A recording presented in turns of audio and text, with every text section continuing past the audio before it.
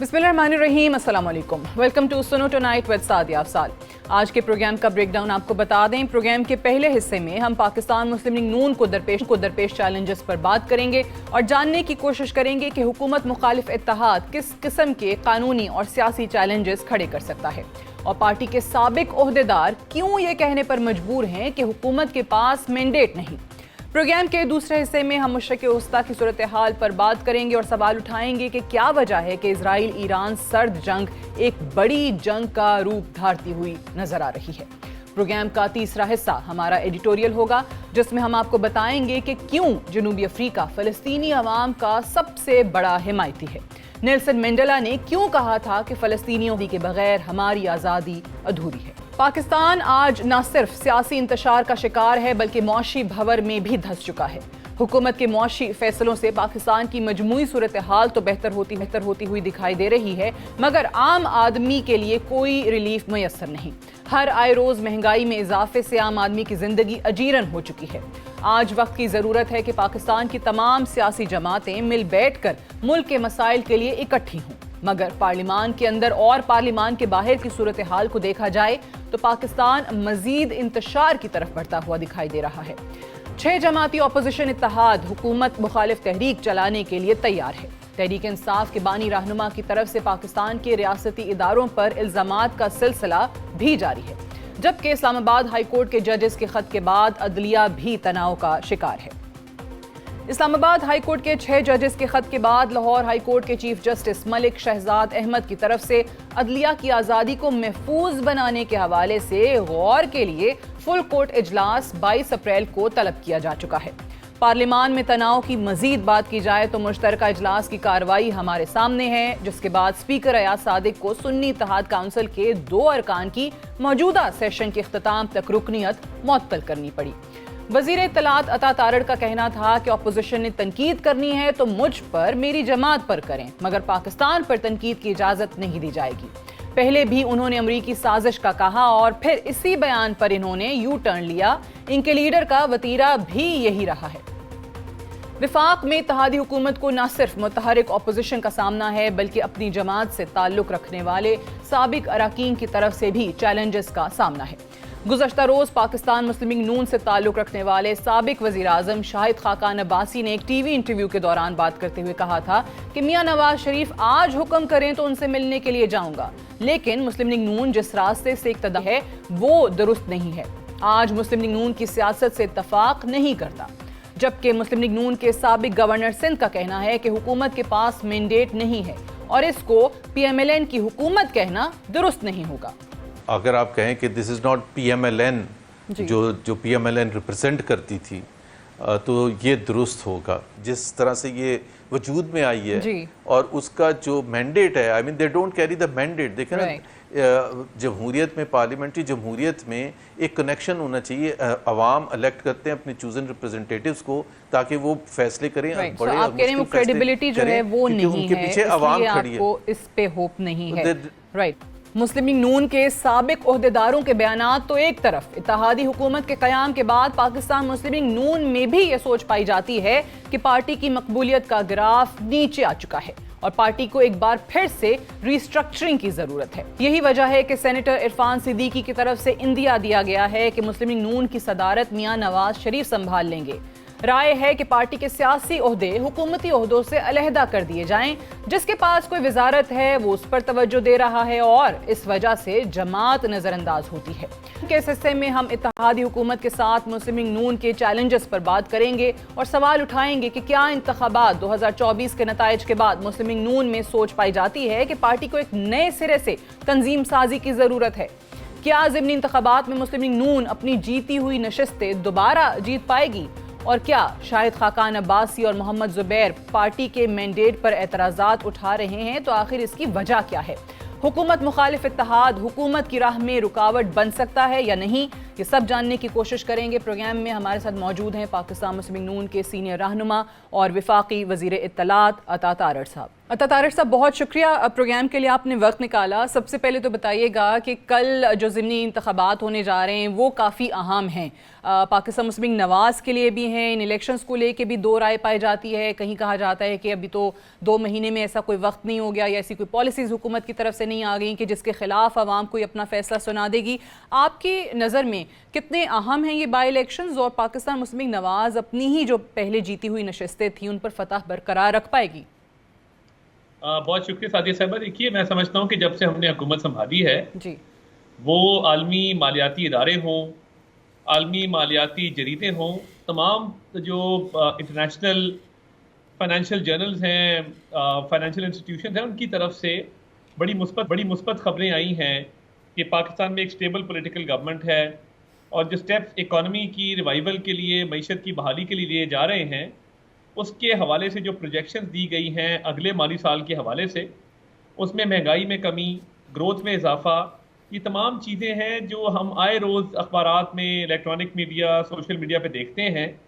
میں سمجھتا ہوں کہ ہمیں یہ ایڈوانٹیج حاصل ہے بطور حکومت کہ ہمیں انشاءاللہ تعالی ان مثبت پالیسیوں کے حوالے سے, اور ایک جو ایک فیل گڈ فیکٹر ہے اس حوالے سے ایک ایج حاصل ہے. اور یہ سیٹیں اگر آپ دیکھیں تو جو 2 قومی اسمبلی کی پنجاب کی سیٹیں ہیں وہ مسلم لیگ نون جیتی تھی.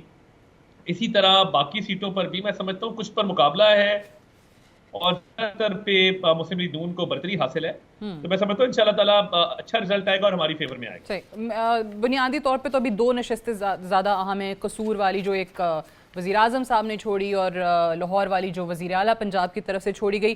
یہ بتائیے کہ اکانومی اور باقی تمام چیزیں وہ چل رہی ہیں, آپ نے جیسے خود کہا, ابھی ہم دیکھ بھی رہے ہیں واشنگٹن میں موجود ہیں ہمارے فائنانس منسٹر بھی, IMF کے ساتھ بھی معاملات ہیں. اس کا جو آؤٹ کم ہوگا یا اس کے جو بھی ریپرکشنز ہوں گے ان تمام معاہدوں کے, ان تمام اگریمنٹس کے, ان کو سامنے رکھتے ہوئے اس وقت آپ کا جو 6 جماعتی حکومت مخالف اتحاد ہے وہ بڑا یقین کے ساتھ یا وہ بڑا ایک وثوق کے ساتھ کہتا ہے کہ جی عوام آپ لوگوں کے خلاف اور آپ لوگوں کی پالیسیز کے خلاف باہر نکل آئے گی ان کے ساتھ اس تحریک میں. میں یہ سمجھتا ہوں کہ اپوزیشن جماعتوں کا اتحاد بہت دیر برقرار نہیں رہے گا, اور ان میں بہت سارے اختلافات ہیں جو پہلے ہی جنم لے چکے, اور تحریک انصاف کے اندر بھی ایسے اختلافات موجود ہیں کہ ایک لیڈر ایک بات کرتا ہے, دوسرا اس کی تردید کرتا ہے, اور یہ اختلافات جو ہیں وہ مجھے ختم ہوتے نظر نہیں آتے, اور وہ شدت اختیار کرتے جا رہے ہیں, اور ہر گزرتے دن کے ساتھ ان اختلافات کی کہانیاں سامنے آتی ہیں, اور جیل سے نکل کے باہر ایک لیڈر ایک بات کرتا ہے, دوسرا دوسری بات کرتا ہے. اور بڑا افسوسناک ہے کہ جو بلوچستان میں ان کا پہلا جلسہ ہوا اس میں جو نعرے بازی کی گئی اور ایک سیاسی لیڈر کے خلاف نعرے لگائے گئے, اور یہ سارا سٹیجڈ ہوتا ہے کہ نعروں کا کہا جاتا ہے, پھر کہا جاتا ہے نہیں ہماری بات چیت ہو رہی, نعرے مت لگائیے. تو اور وہ دیکھیے وہ جلسہ کوئی اتنا کامیاب جلسہ نہیں تھا کہ آپ کہیں کہ عوام کا سمندر امٹ کے نکل آیا. تو وہ ایک مناسب قسم کا جلسہ تھا, اور میں سمجھتا ہوں کہ یہ تحریک شروع ہونے سے پہلے ہی ناکام ہو چکی ہے, اور ان کی خیبر پختونخوا میں حکومت ہے, اور اس کے علاوہ بھی قومی اسمبلی میں بھی ان کے MNAs کی بڑی تعداد موجود ہے. یہ احتجاجی تحریک کا مرکز کیا ہوگا, اس کا بیانیہ کیا ہوگا, وہ تو بتا رہے ہیں تحفظ ہم کر رہے ہیں آئین کا, اور آئین بچاؤ, اور خاص طور سے وہ جو 6 ججز کے خط کا معاملہ آیا اس کے بعد شاید زیادہ ان کو ایک نئی طاقت مل گئی ہے اس تحریک کو چلانے کی. دیکھیے 6 ججز کے خط کا معاملہ, اگر تو اس کے بعد اگلے دن جب یہ خط لکھا گیا تھا ایک انقلاب برپا ہو جاتا اور استعفے آ جاتے لوور جوڈیشری سے اور تمام بار کھڑی ہو جاتی, پھر تو اور معاملہ تھا. مگر جب اس کا سو موٹو نوٹس لیا گیا اور چیف جسٹس سپریم کورٹ نے اس کو فکس کر دیا ہیئرنگ کے لیے, اور فیڈرل گورنمنٹ نے بھی اپنی اس میں کاوش کی, تو میں سمجھتا ہوں کہ اس معاملے کو یہ پولیٹیسائز نہ کرنا چاہیے. ان کی کوشش تھی کہ اس کو پولیٹیسائز کیا جائے, اس میں یہ ناکام رہے ہیں. اور جب آئین کی بالادستی کی بات کرتے ہیں تو ایک نظر ان کو 2018 پہ بھی دوڑانی چاہیے, اور پھر اس کے بعد جب اسمبلیاں غیر آئینی طور پہ تحلیل کی گئی اس وقت کو بھی یاد کرنا چاہیے. اور آئین کی انہوں نے دھجیاں اڑائی ہیں ہر موقع پہ. تو اب یہ آئین کی بالادستی کے حوالے سے کیا چاہتے ہیں, کون سا ایسا غیر آئینی کام ہوا ہے جس کی یہ درستگی چاہتے ہیں. تو میں یہ سمجھتا ہوں کہ یہ ان کے پاس نہ کوئی نعرہ ہے نہ بیانیہ ہے، اور 4.5 سال جنہوں نے حکومت کی ایک اینٹ نہیں لگائی. ہم جو 2018 میں پاکستان چھوڑ کے گئے تھے وہ ایک خوشحال پاکستان تھا. 4 سال میں اس کا حلیہ کس نے بگاڑا؟ اس کو ڈیفالٹ کے دہانے پہ کون لے کے آیا؟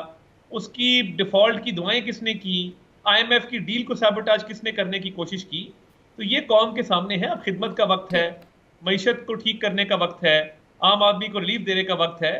تو اس میں اگر اپوزیشن بھی اپنا حصہ ڈالنا چاہتی ہے تو ہم ان کو ویلکم کریں گے. مگر یہ اب تنقید برائے تنقید اور کیاس کی سیاست اور تباہی اور بربادی کی سیاست یہ اس ملک میں نہ ہونی چاہیے اور نہ ہونے دیں گے. ٹھیک. عطا طارق صاحب، ابھی یہ ساری چیزیں جو آپ بتا رہے ہیں، اوبیسلی جو باہر لوگ ہیں پارلیمان کے اندر یا باہر PTI کے یا سنی اتحاد کانگریس جو بھی کہہ لیں، وہ اپنے تئیں تو کر نہیں سکتے. ظاہر ہے ان کے لیڈر جو جیل میں ہیں ان کے بیانات ہمارے سامنے ہیں.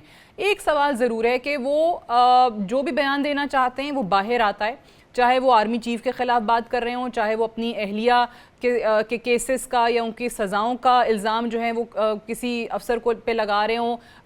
ماضی میں بھی ہم نے دیکھا ہے کہ ایک انٹیلیجنس آفیسر پر انہوں نے کہا تھا مجھے قتل کرانا چاہتے ہیں. GIT میں ان کو بلایا گیا تو انہوں نے کہا جی میرے پاس تو ثبوت نہیں ہے. یہ تمام چیزیں ہیں. کل ہمارے پروگرام میں آپ ہی کی جماعت کے بیرسٹر ظفر اللہ خان صاحب موجود تھے. انہوں نے کہا میں حکومت میں تو نہیں ہوں لیکن ہاں میری جماعت ضرور حکومت میں ہے، اور ان کا موقف یہ ہے کہ یہ جو اتنی نرمی ہے کہ جو وہ بولتے ہیں وہ باہر آتا ہے. ان کو کھانا ایکسٹرا جس چیز کی خواہش ہوتی ہے وہ ان کے لیے چلا جاتا ہے. وہ جس طریقے سے ٹھاٹ سے رہ رہے ہیں یہ کسی اور کو سہولت میسر نہیں ہوتی.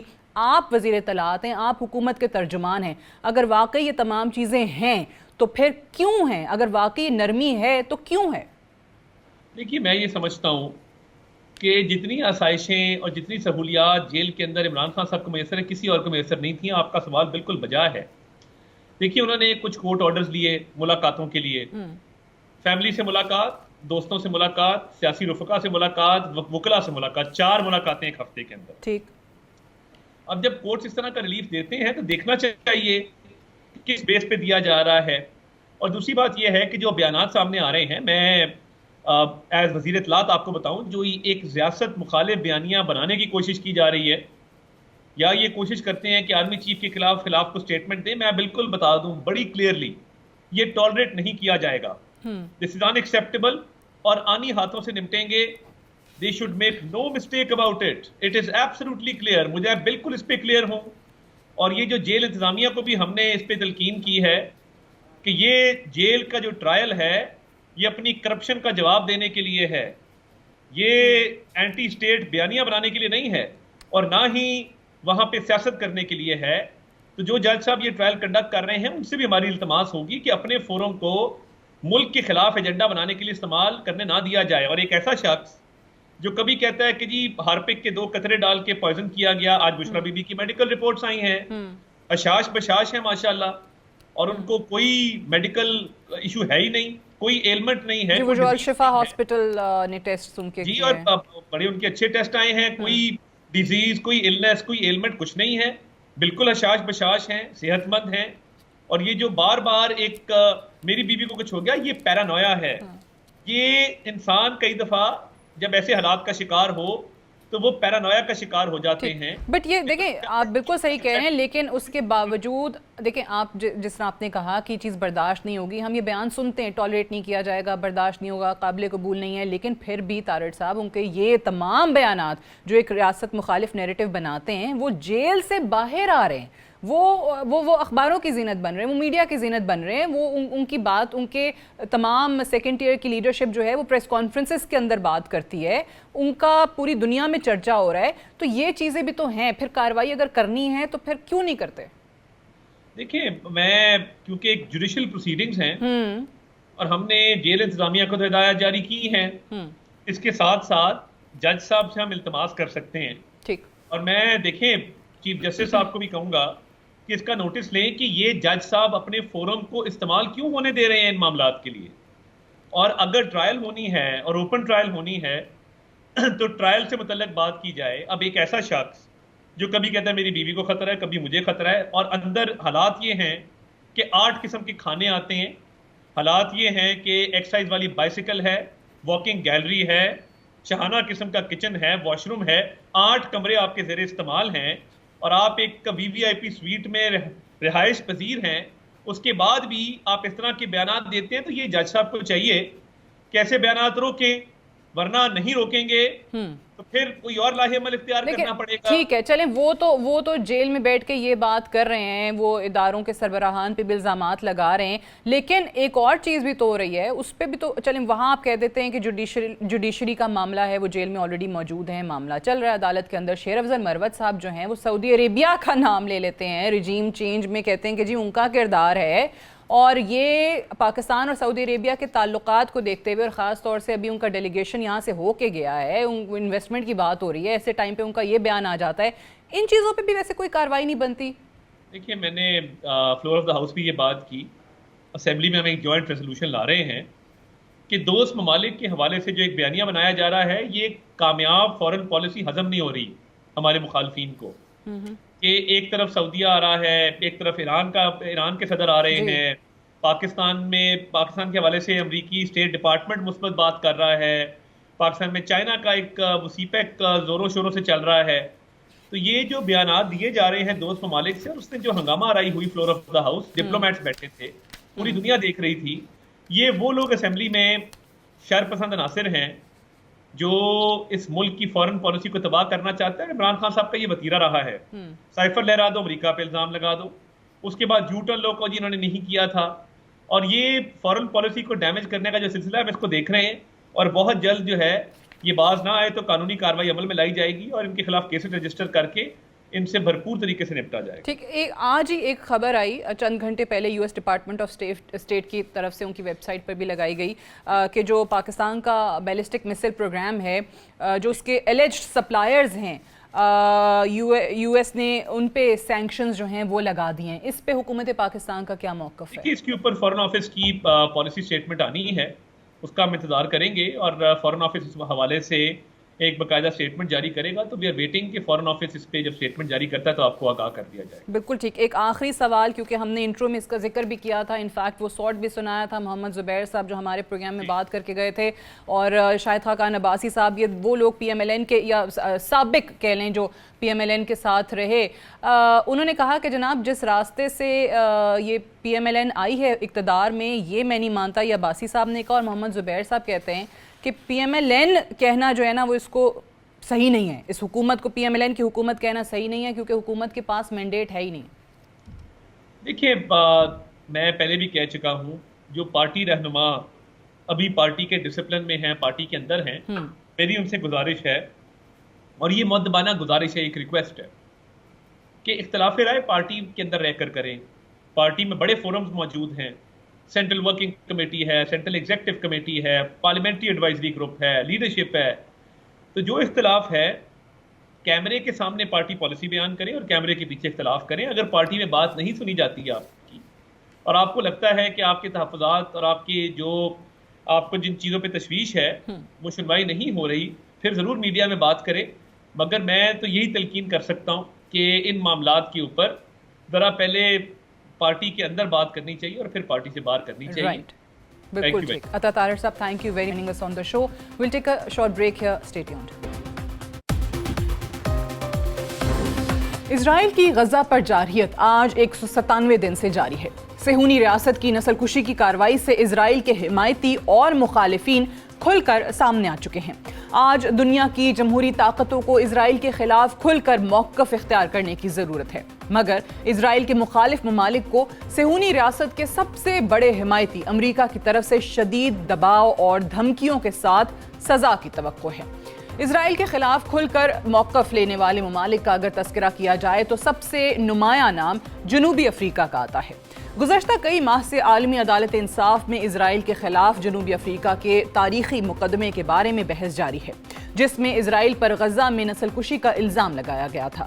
جنوبی افریقہ کی اسرائیل کے خلاف کارروائی کے ذریعے فلسطینی عوام کے قتل عام پر دنیا بھر کے ممالک کی طرف سے غیر معمولی رد عمل آیا تھا، جس کے باعث اسرائیل سمیت امریکہ کو دنیا بھر میں شرمندگی کا سامنا کرنا پڑا تھا۔ مگر بدقسمتی سے آج امریکی سرکار اور امریکی ادارے اسرائیل کے خلاف کیس کو لانے پر جنوبی افریقہ کو سزا دینے کی منصوبہ بندی کر رہے ہیں۔ عالمی عدالت انصاف میں اسرائیل کے خلاف کیس کے فیصلے کے بعد ریپبلکن ممبر جان جیمز اور ڈیموکریٹک ممبر جیرڈ ماسکووٹس نے فروری کے آغاز پر ہاؤس آف ریپرزینٹیٹیوز میں امریکہ اور جنوبی افریقہ کے تعلقات کے اثر نو جائزے لینے کے لیے ایک بل کو متعارف کروایا۔ قانون سازی کے تحت امریکہ اور جنوبی افریقہ کے تعلقات کا جائزہ لیا جانا مقصود ہوگا اور دیکھا جائے کہ جنوبی افریقہ دہشت گردی کو سپورٹ کرتا ہے یا نہیں۔ امریکہ میں قانون سازی کے عمل پر رد عمل دیتے ہوئے اپنے حالیہ دورہ ترکیہ کے دوران جنوبی افریقہ کے بین الاقوامی امور کے وزیر نالیڈی پینڈر نے میڈیا سے بات کرتے ہوئے کہا تھا کہ بدقسمتی سے امریکہ میں کچھ قانون ساز ایسے ہیں جو ہمارے ملک کے خلاف انتہائی منفی موقف رکھتے ہیں۔ امریکہ میں ہونے والے قانونی عمل کے بارے میں امریکہ، برطانیہ اور کینیڈا کے اندر موجود فلسطین کی حمایت کرنے والی تنظیمیں مکمل طور پر لا علم ہیں۔ البتہ ابھی تک قانونی عمل کے بارے میں جنوبی افریقہ کے سفارتی حلقے آگاہ ہیں۔ جنوبی افریقہ کے سفارتی حلقوں میں امریکہ کی طرف سے دھمکی آمیز رویے کے بارے میں تشویش پائی جاتی ہے اور پریشانی ہے کہ مستقبل قریب میں افریقی ریاست پر معاشی پابندیوں پر بھی غور کیا جا سکتا ہے، جس کے ساتھ تعلیمی شعبوں میں تعاون کو بھی روکا جا سکتا ہے۔ جنوبی افریقہ نے فلسطین کے مفادات کی خاطر اپنے لیے مشکلات پیدا کر لی ہیں اور اس وقت دنیا میں امریکی سامراج کی دھمکیوں کے خلاف جنوبی افریقہ کا ساتھ دینے کو صرف فلسطینی عوام تیار ہیں۔ آج وقت کی ضرورت ہے کہ دیگر یورپی اور مسلم ریاستیں فلسطین کی خاطر آگے بڑھیں اور جنوبی افریقہ کا ساتھ دیں۔ امریکہ اور اسرائیلی لابی کی راہ میں رکاوٹ بننے کی کوشش کریں۔ اسرائیل کو اس کی جارحانہ کارروائیوں سے روکنے کے لیے اہم ہے کہ مسلم ریاستیں بھی آگے بڑھیں تاکہ صہیونی ریاست پر سیاسی اور قانونی پریشر بڑھایا جا سکے۔ صہیونی ریاست پر اگر آج پریشر نہ بڑھایا گیا تو اسرائیل کو نسل کشی کے راستے سے روکا نہیں جا سکے گا۔ فلسطینی عوام کے حقوق، آزادی اور خود مختاری کی راہ میں سب سے بڑی رکاوٹ امریکی سامراج ہے۔ اس لیے جنوبی افریقہ کے ساتھ دیگر چھوٹی ریاستوں کا بھی فرض ہے کہ وہ کسی ایسے عمل کی منصوبہ بندی کریں اور اس پر عمل پیرا ہوں جو کہ فلسطین کے ساتھ ان کے اپنے حقوق کی پاسداری کی راہ کا تعین کر سکے۔ آگے بڑھنے کا بہترین راستہ دنیا بھر کے چھوٹے ممالک کا اکٹھا ہونا ہے تاکہ امریکہ کی اقتصادی طاقت پر انحصار کو کم کیا جا سکے۔ جنوبی افریقہ سمیت دیگر ممالک امریکی سامراج پر انحصار میں کمی کی کوشش میں مصروف ہیں۔ شاید انہی مقاصد کے لیے برکس کا وجود بھی عمل میں آیا ہے، مگر آج بھی برکس جیسی تنظیم کے لیے مغربی اقتصادی طاقت کے بغیر مستقبل کی راہ بہت کٹھن ہے۔ مگر فلسطین کے مظلوم اور بے بس عوام اتنا لمبا انتظار نہیں کر سکتے۔ فلسطینی عوام کی بے بسی میں ان کا ساتھ دینے کے لیے ایک اہم راستہ اسرائیل سے سفارتی دوری بھی ہو سکتی ہے، مگر بدقسمتی سے گزشتہ چند برسوں میں بہت سے مسلم ممالک بھی اسرائیل سے سفارتی تعلقات استوار کر چکے ہیں، جو کہ ایک لمحہ فکریہ ہے۔ فلسطین کاز کے لیے اسرائیل کے ساتھ امریکہ کو چیلنج کرنا کسی بھی ملک کے لیے آسان نہیں ہوگا۔ گزشتہ 100 سال سے جاری فلسطینی نسل کشی کا سلسلہ صرف اور صرف چھوٹی ریاستوں کے اتحاد کے ساتھ رک سکتا ہے، مگر بدنصیبی مغربی دنیا تو ایک طرف، مسلم ورلڈ آج مکمل طور پر صہیونیت کے خوف میں ڈوب چکا ہے۔ فلسطینی کاز میں جنوبی افریقہ کا جذبہ اور ہمت دیگر مسلم اور مغربی ممالک کے لیے مشعل راہ ہونا چاہیے، مگر ستم ظریفی ایسا نہیں ہو سکا۔ آج کے ایڈیٹوریل کے اختتام پر ہم میں سے بہت سے ناظرین لا علم ہیں اور جاننے کی خواہش مند ہیں کہ جنوبی افریقہ فلسطین کی خاطر کیوں قربانی دینے کے لیے تیار ہے۔